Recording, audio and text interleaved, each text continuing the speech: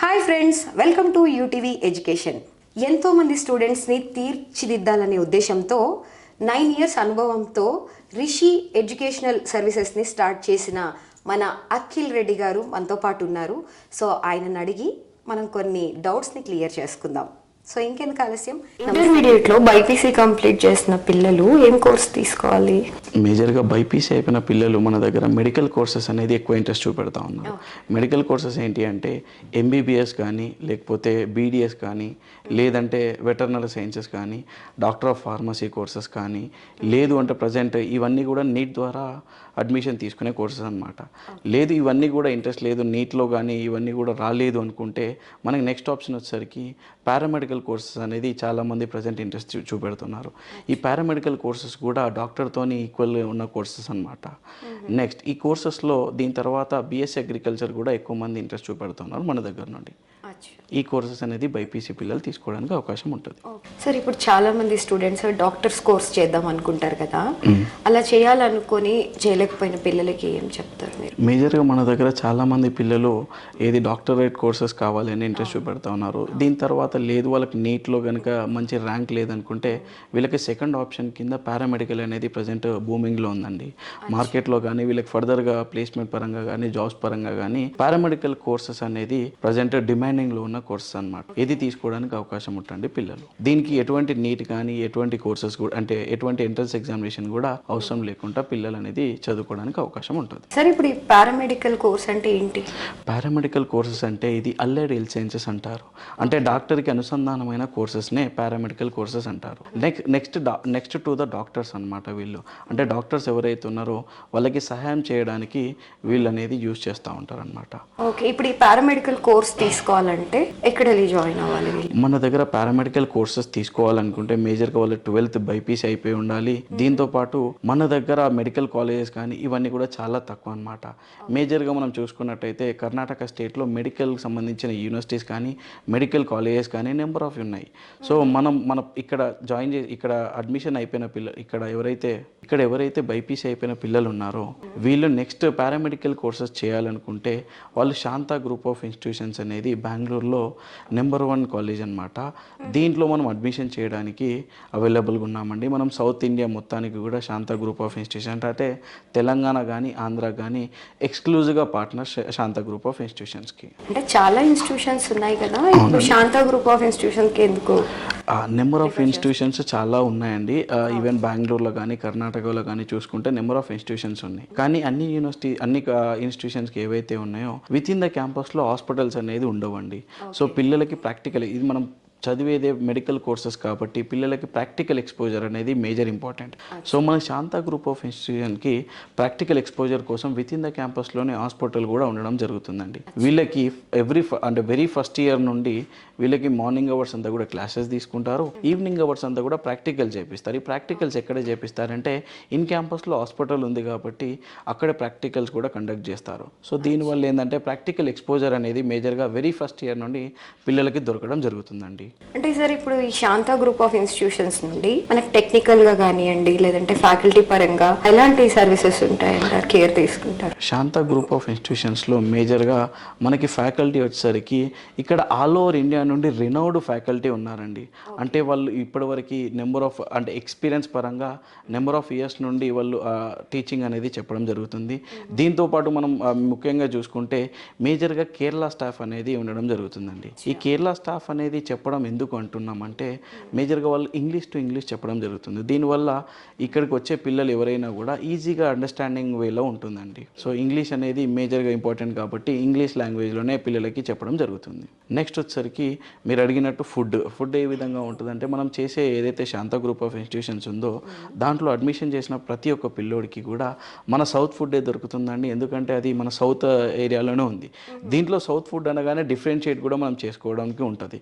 అంటే like like Tamil Nadu కానీ కర్ణాటక కానీ చూసుకుంటే వాళ్ళ టేస్ట్ అంటే వాళ్ళ ఫుడ్ స్టైల్ డిఫరెంట్ ఉంటుంది. మన తెలంగాణ ఫుడ్ స్టైల్ కూడా డిఫరెంట్. తెలంగాణ కానీ ఆంధ్రప్రదేశ్ కానీ ఫుడ్ స్టైల్స్ అనేది డిఫరెంట్గా ఉంటుంది. లైక్ టేస్ట్ వైజ్గా కానీ లేకపోతే ఇట్లాంటి డిఫరెంట్ అనేది కూడా మనకి క్యాంపస్లో చూడడం జరుగుతుంది. నెక్స్ట్ మన దగ్గర నుండి పోయిన తెలుగు పిల్లలు ఎవరైతే ఉన్నారో ఈ తెలుగు పిల్లలందరికీ కూడా తెలుగు భోజన సౌకర్యమే కల్పిస్తున్నామండి. నెక్స్ట్ అక్కడ వాళ్ళకి ఫుడ్ అంతా కూడా తెలుగు భోజనమే ఉంటుంది. మన ఎక్కడైతే మన ఇక్కడ లోకల్గా ఇంట్లో ఎట్లయితే తింటామో సేమ్ అదే ఫీలింగ్ అనేది అక్కడ క్యాంపస్లో కూడా హోమ్లీ ఫుడ్ కూడా దొరుకుతుంది పిల్లలకి.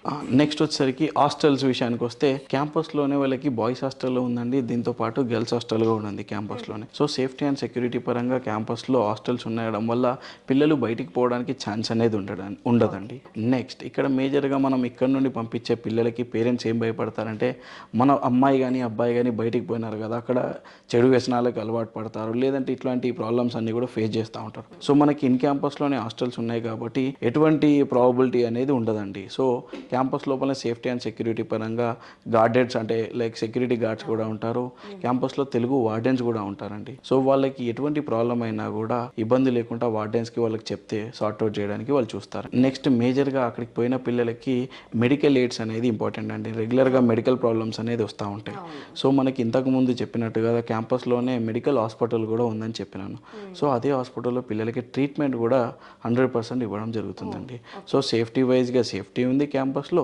నెక్స్ట్ ఫుడ్ వైజ్గా తెలుగు ఫుడ్డే ప్రొవైడ్ చేస్తూ ఉన్నాం.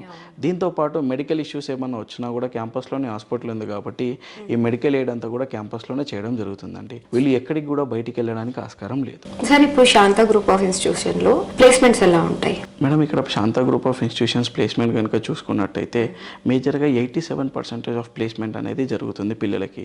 ఇప్పటివరకు యూనివర్సిటీ రికార్డ్ ఏదైతే ఉందో 87% ఆఫ్ పీపుల్కి మన కాలేజ్ నుండి ప్లేస్మెంట్స్ ఇవ్వడం జరిగిందండి. ఇక్కడ యావరేజ్ ప్లేస్మెంట్ వచ్చేసరికి 8 to 10 lakhs యావరేజ్ ప్లేస్మెంట్ ఉందండి. హైయెస్ట్ ప్యాకేజ్ వచ్చేసరికి పిల్లలకి 20 lakhs per annum కూడా ఇచ్చిన వాళ్ళు ఉన్నారండి. సో దీనివల్ల ప్లేస్మెంట్స్ కూడా అందరికీ మన దగ్గర నుండి పోయిన పిల్లలందరికీ కూడా ప్లేస్మెంట్ ఇవ్వడానికి కాలేజ్ వాళ్ళు వాళ్ళ ట్రైనింగ్ అనేది ఇవ్వడం జరుగుతుందండి. సార్ ఇప్పుడు పారామెడికల్ చేయాలి అనుకుంటే ఎందుకు శాంత గ్రూప్ ఆఫ్ ఇన్స్టిట్యూషన్ ఎంచుకోవాలి? మేజర్గా మనం శాంత గ్రూప్ ఆఫ్ ఇన్స్టిట్యూషన్ చూస్ చేసుకోవడం గల కారణం ఏంటంటే పిల్లలకి మన తెలంగాణ నుండి కానీ ఆంధ్ర నుండి కానీ యాక్సెసిబిలిటీ అనేది చాలా దగ్గరలో ఉన్న క్యాంపస్ అనమాట ఇది. సో ఆంధ్రాకి నియర్ బై ఉన్న యూనివర్సిటీ క్యాంపస్ ఇది. సో దీనివల్ల ఏమవుతుందంటే పిల్లలకి యాక్సెసిబిలిటీ ఈజీగా ఉంటుంది. దీంతో పాటు వెళ్ళి రావడానికి రేపు పొద్దున్న ఏమైనా ప్రాబ్లం అయినా కూడా ఇంటికి రావాలన్నా వెళ్ళాలన్నా కూడా యాక్సెసిబిలిటీ ఈజీగా ఉంటుంది. నెక్స్ట్ ఇక్కడికి వెళ్ళాలంటే మనకి బై రోడ్ వెళ్ళడానికి అవకాశం ఉంటుంది, లేదు అంటే బై ఫ్లైట్ కూడా వెళ్ళడానికి అవకాశం ఉంటుంది. ట్రైన్ ఫెసిలిటీస్ కూడా డైరెక్ట్ చిక్బల్లాపూర్కి నెంబర్ ఆఫ్ ట్రైన్స్ అనేది ఉండడం జరిగిందండి. So each and every district నుండి డైరెక్ట్ బస్సెస్ యాక్సెసిబిలిటీ కూడా ఉంది శాంత గ్రూప్ ఆఫ్ ఇన్స్టిట్యూషన్. ఈ క్యాంపస్ ఎక్కడ ఉందంటే చిక్బల్లాపూర్ అనే ఏరియాలో ఉందండి. ఈ చిక్బల్లాపూర్ ఏరియాలో మనకి రోడ్ యాక్సెస్ ఏదైతే ఉందో అది కాలేజ్కి నియర్ బై ఉందన్నమాట. సో మనకు పిల్లలు ఇక్కడ నుండి తెలంగాణ నుండి కానీ ఆంధ్ర నుండి వెళ్ళే పిల్లలు ఎవరైతే ఉన్నారో డైరెక్ట్ క్యాంపస్ దగ్గరనే దిగడానికి అవకాశం ఉంటుందండి. సార్ ఇప్పుడు పారామెడికల్లో ఎన్ని కోర్సెస్ ఉంటాయి? మేజర్గా ఈ పారామెడికల్ కోర్సెస్ వచ్చేసరికి 13 types ఆఫ్ కోర్సెస్ ఉంటాయండి. ఈ 13 types ఆఫ్ కోర్సెస్లో మన తెలుగు ఆంధ్ర పీపుల్ ఎవరైతే ఉన్నారో వీళ్ళు మేజర్గా ఫోకస్ చేసేది ఒకటి 5 to 6 కోర్సెస్ మాత్రమే ఫోకస్ చేస్తూ ఉంటారు. ఈ కోర్సెస్ ఏంటి అంటే ఫస్ట్ ఆప్షన్ వచ్చేసరికి BSc anaesthesia and operation theatre technology అండి.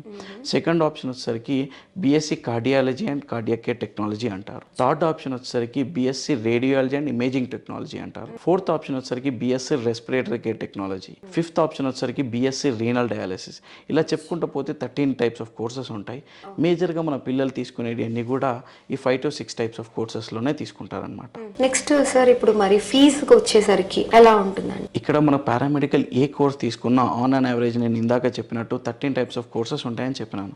ఇక్కడ ఆన్ అన్ యావరేజ్ ఫీజు వచ్చేసరికి 7 to 9 lakhs మధ్యలో ఫీజు అనేది ఉండడం జరుగుతుందండి. దీంట్లోనే ఈ 7 to 9 lakhsలో విత్ ఫుడ్ అండ్ అకామిడేషన్ కూడా ఇవ్వడం జరుగుతుంది పిల్లలకి. ఇప్పుడు ఏదైతే మనం 7 to 9 lakhs చెప్పినామో ఈ అమౌంట్ టోటల్గా వాళ్ళకి ఫుడ్ అండ్ అకామిడేషన్ ఇవ్వడం జరుగుతుంది. దీంతోపాటు ఏదైతే కరికులం కాలేజ్ ఏదైతే ఉందో కాలేజ్ ఫీజు కూడా ఇందులోనే ఇంక్లూడ్ అవుతుంది. మొత్తం ప్యాకేజ్ లాగా based on courses 7 to 9 lakhs రేంజ్లో ఉన్నాయన్నమాట.